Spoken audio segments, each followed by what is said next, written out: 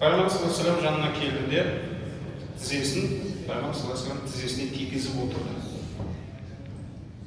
Сөйтіп өз қолдарын өз сандарының үстіне қойып пайғамбарымызға қайтып қарата былай деді: "О Мұхаммад, маған ислам туралы хабар берді."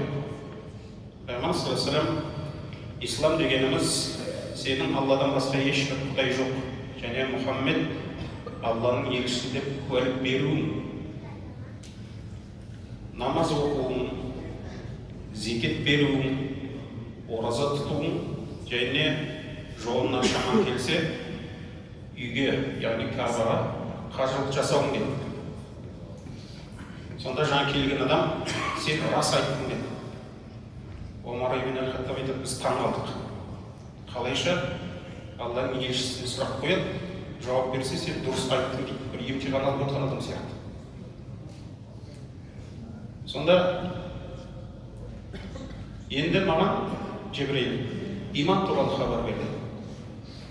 Пайғамбар саллаллаху алейхи ва саллям айтты: "Ол сенің Аллаға, оның періштелеріне, кітаптарына, елшілеріне, қиямет күніне, сондай-ақ тағдырға, оның жақсылығы мен жамандығына иман келтіруің" деді.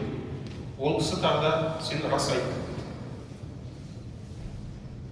Сонан соң енді маған ихсан туралы айтып берді.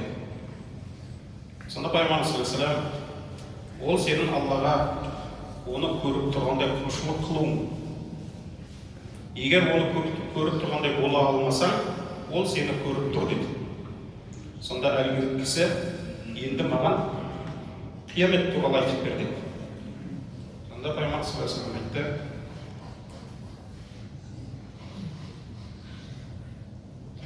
"Ол туралы сұраушы сұраушыдан артық білмейді" деді.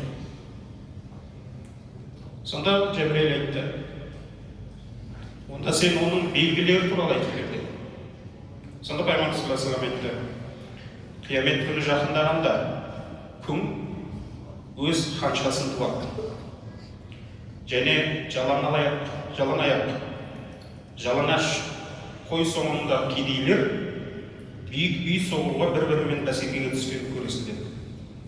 Сонан соң әлгі адам кетіп қалды.